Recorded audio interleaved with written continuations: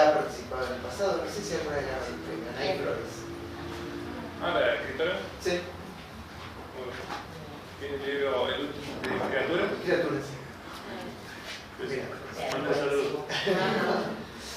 Bueno, saberlo también. Se da esta circulación de contacto, porque recién ustedes dos estaban charlando de alguien que conocen en común, eso me parece que Y suele suele suceder en todos los concursos que hay cruces y cosas, encuentros y coincidencias,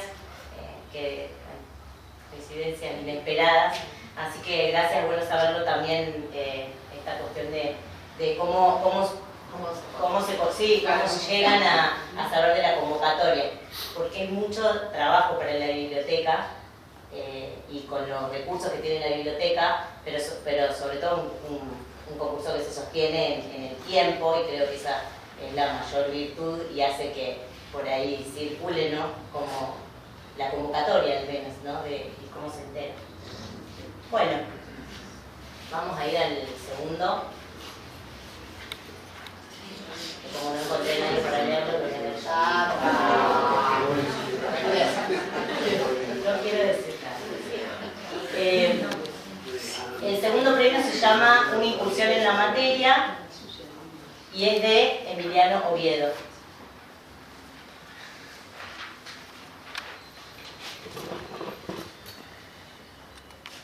Entramos completamente mojados al departamento en penumbra. Ella se descalzó y metió el zapato en el microondas. Lo miré girar. Era la única luz hasta que encendí la lámpara de pie. Fue en ese momento, al tirar de la cuerda, que sentí la urgencia de hacer algo con las manos. ¿Por qué había dejado de conducir? Hubiera podido destrozar esas 4 paredes y acelerar bajo la lluvia. Ahora ella estaba empapada y el maquillaje empezaba a diluirse. Una casa es un barco y ahora mismo naufragaba en la tormenta. ¿Por qué había vendido el kayak? Era rápido, era naranja como una boya que puede atraer a un pez de espada. Cayó una gota de tinta en el parquet. Rímel. Un riel negro de un ojo oculto bajo una cabellera revuelta. ¿Por qué no se quitaba el abrigo? Estaba mojado y manchado con barro.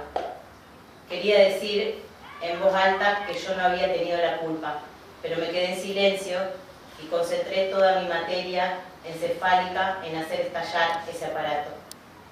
Las alarmas son necesarias, pero aquella no saltaba y le permitía seguir observando el exasperante carrusel de ese zapato, en parte porque era el objeto culpable, un recipiente donde dejar derretir con ondas electromagnéticas los borrones del hogar.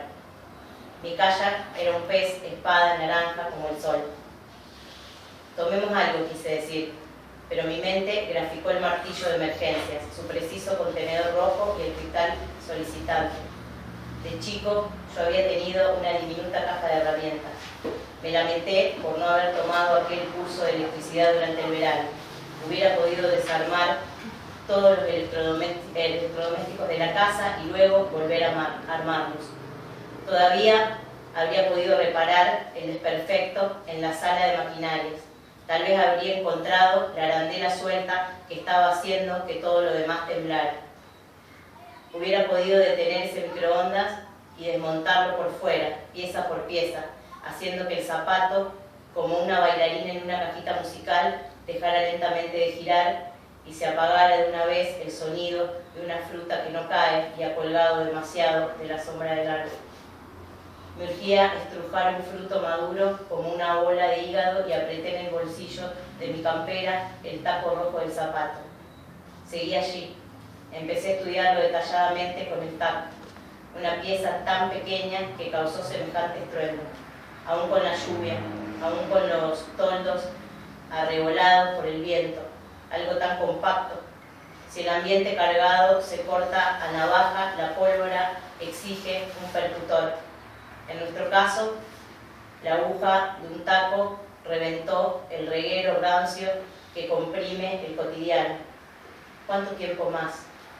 No hay silencio más sincero que el silencio anterior a los sucesos. En ese punto se da inicio a la emboscada. Ella dio el primer paso y comenzamos a bailar. Y girando de lado a lado, pensaba que no se atraviesa una puerta en vano, puesto que un cuarto le sigue a otro y a una habitación otra sucesiva. Así nos vamos cosiendo el decorado. Existen máquinas para deshacer costuras, pero ¿dónde podría encontrar una que deshiciera todo lo hecho?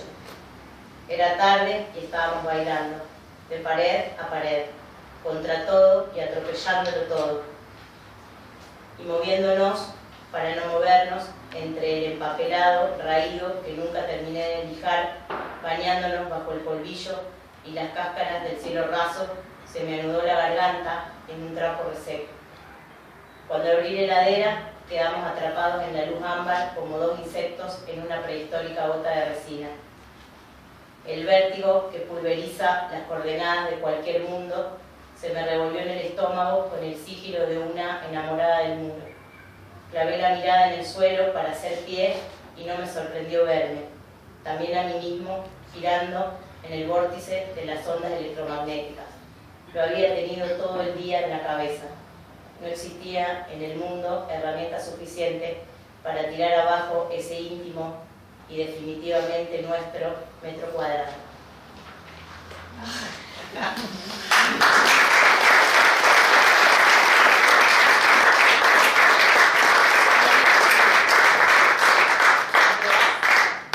¿Le entregas el video? Sí. Aquí.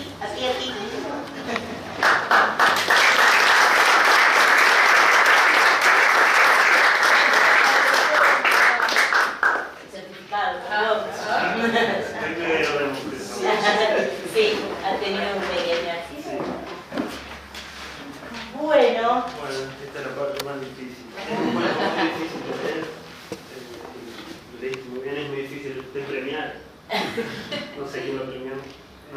Algún jurado, espero que algún jurado que lo haya premiado le haya roto el corazón. Porque, y viniendo de cómo me enteré, yo soy guionista, pero el guión lo escribo muy fácil, pero estudié letras, igual. Yo hago letras, después audiovisual.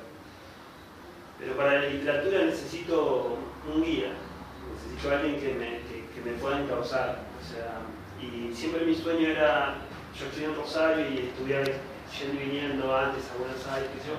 Y llegué a Buenos Aires finalmente por el guión, pero quedé en la maestría de escritura creativa de María Negroni. sí. Quedé solo 6 meses porque me convocaron para ir a trabajar a México. Y me enteré por la maestría, porque publicaron en Instagram el concurso. A eso iba, para cerrar. Ese cuento lo empecé a escribir bajo la tutela de Guillermo Martínez. Le gustaba el título. No es un cuento, lo dejé de escribir porque me fui y la factura, o sea, lo terminé en México. Si tengo que decir algo sobre el cuento, porque prefiero nombrar a mí, es que lo que quise hacer es, no sé si logré traducirlo en el lenguaje, es atrapar a dos amantes, quitarle todo tipo de referencias y con las palabras, cosiéndolas, construyendo el espacio con ellos para que al final se derrumbara todo. Sí, se nota. Destruir a los amantes, básicamente. Destruir el sentido del rancho cotidiano. No sé si. Bueno, pero es eso. Por eso me incursioné en la materia. Título que le gustaba. No tanto la idea del cuento, porque es mucho más narrativo, pero fue posteado, por eso yo me enteré por la maestría de escritura creativa de María Negroni, que es súper reconocida, y así que yo totalmente agradecido. Es la primera vez que mando un punto a concurso. Y solamente agradecimiento, nada más, no sé qué otras cosas que no. Bueno, a nosotros nos gustó esa construcción, ese lenguaje, esa forma de contar la historia. Yo leo en voz alta desde chica y lo sostengo Y bueno, los 3 cuentos me parecieron, o sea, la lectura como iba fluyendo, y como a pesar del lenguaje que utilizaba y de cómo está narrado, o sea, también me pareció que fluía así, o sea, que cuando me di cuenta estaba leyendo el final, sobre todo, bueno, las imágenes, lo metafórico de algo que es cotidiano, que es es alguien una chica en la pareja que tuvo una mala noche, eso no está contado. Claro. Está todo, como en cine se dice, está fuera del cuadro, o sea, sí. Se le rompió el zapato y venían mal, no lo sé, yo tampoco lo sé, Claro. yo empecé a escribir el cuento ahí, cuando abre la puerta y ella mete el zapato. Y a mí, lo que hablábamos un poco cuando estábamos leyendo y bueno, viendo ¿no? los cuentos, yo sentía hasta la música con la que iba narrando, con la que vamos contando la escena, yo me imaginaba la música y todo, como las imágenes eran increíbles. Cuando lo mostramos, no, increíbles. Muy visual, una cosa muy visual que la veía en mi cabeza. Yo lo veía bailar. Claro. Sí, todo esa escena Es como un que baile muy bien fijada. de una pareja realmente como que bailan una historia, un momento. Y esa, la rotura del humor, ¿no? De corazones. Final. Objetos de la cotidianidad Sí. con una categoría Claro. Sí. de metáfora. Sí, Creo que el análisis queda para el resto, pero creo que es eso lo que el título, tratar de agarrar en lo cotidiano dónde empieza todo a estar tan mal, ¿no? Y el cuento nunca es emocional. No uso nunca es emocional. Sí. Lo evito porque quiero que sea catastrófico. Ya el uso de microondas para secar los zapatos. Sí. Es buenísimo eso, porque ¿Quiere destruir? No, por eso es destructivo, pero destruye la materia que se está secando ahí adentro y es el símbolo de todo lo que se está rompiendo afuera. Que no poder arreglarlo, lugar donde se claro, nada, nada, está todo, agarradito con la teta, está por caerse a pedazos. La importancia, ni hablar de las cosas, de los objetos del cotidiano y del cotidiano mismo, en las rupturas, o sea, cómo empiezan a tener importancia cosas que supuestamente están Hay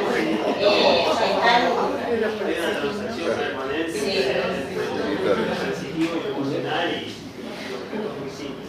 Sí.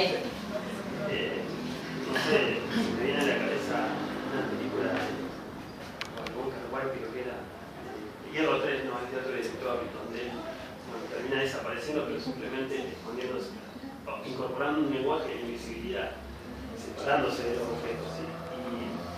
Y este es otro director. Y bueno, eso no entiendo cómo lo terminaron, porque...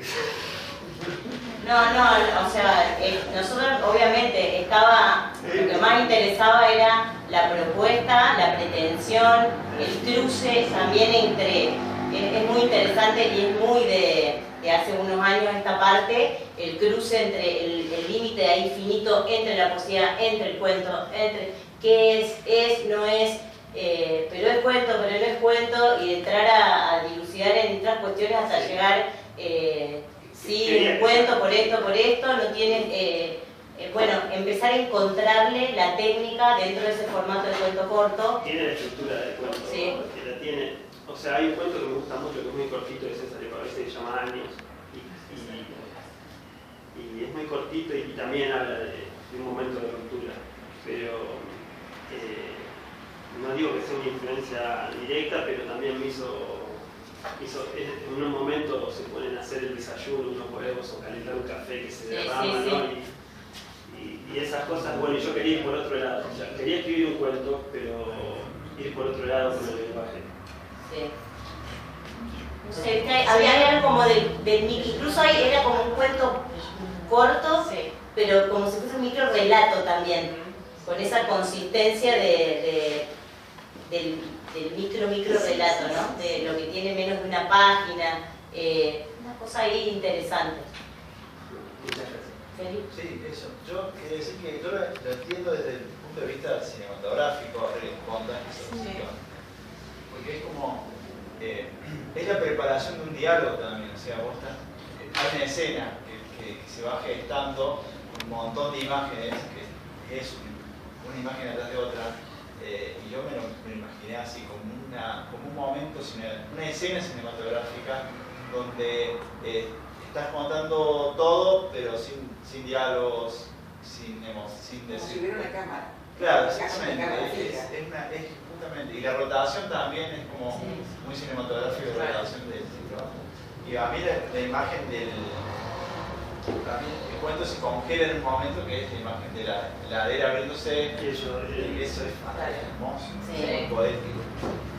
sí. Hace 10 años diríamos que es estilo Carver, Sí, ¿no es cierto? Sí. Ahora se mezclan más con la poesía. Sí, en el cotidiano, por el contar el cotidiano. No cuenta los sentimientos, como Pero dice, por eso sino te que decía eso, describe porque- lo externo. Sí, le digo Por lo que él usa más lo poético. O sea, por lo externo vos sabés lo que le está pasando a los personajes, No. por el movimiento de afuera, pero no. Ahí tiene una premisa narrativa el cuento que es contar una ruptura de pareja sin apelar a ninguna emoción. Y llevarte por otro lado y que eso te haga más daño leer.